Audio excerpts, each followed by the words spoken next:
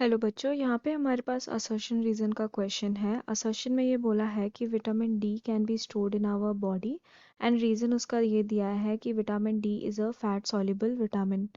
तो सबसे पहले हम असर्शन देखेंगे। तो असर्शन में ये दिया है कि vitamin D can be stored in our body, तो ये ट्रू स्टेटमेंट है बिकॉज विटामिन डी जो होता है ये हम बॉडी में स्टोर कर सकते हैं। ठीक है। और ये हमको क्यों नेसेसरी होता है? It is necessary to regulate the amount of calcium and phosphate. ये दो चीज़ें रेगुलेट करने के लिए विटामिन डी नेसेसरी होता है। अब ये जो विटामिन डी होता है ये हमारे बॉडी में स्टोर कहाँ होता है? It is stored in the adipose tissue. Adipose tissue जो भी फैट टिश्यूज होते हैं वहाँ पे स्टोर होता है।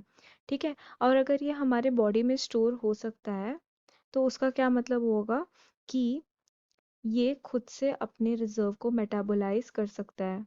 It can metabolise its own reserve. ठीक है। तो दैट मीन्स कि अगर हमारे बॉडी में daily intake of vitamin D adequate नहीं भी है तो भी वो टेम्परेली खुद से विटामिन डी जनरेट कर सकता है हमारा बॉडी। ठीक है। तो यानी कि इट इज़ नॉट नेसेसरी कि डेली इनटेक में विटामिन डी हो। ठीक है। Daily intake is not necessary. क्यों? क्योंकि वो हमारा जो बॉडी है वो खुद से इसको एडिपोज टिश्यूज को मेटाबोलाइज करके विटामिन डी जनरेट कर सकता है इन केस बॉडी में विटामिन डी की कमी हो रही हो और रिक्वायर्ड हो। ठीक है। और also it should be known that excess of vitamin D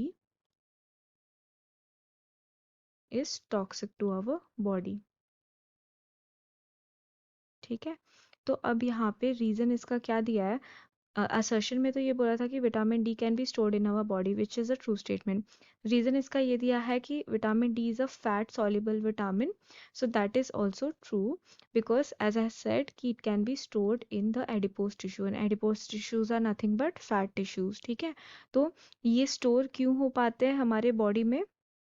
because they are fat soluble vitamin, तो वो हमारे एडिपोज टिश्यू के साथ मिक्स होके स्टोर हो सकते हैं। तो हम कह सकते हैं कि असर्शन भी ट्रू है एंड रीजन भी ट्रू है and assertion is the correct explanation for sorry reason is the correct explanation for assertion.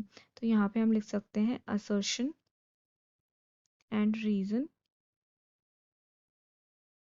Both are true statements and reason is the correct explanation for assertion. So that was the explanation. Thank you.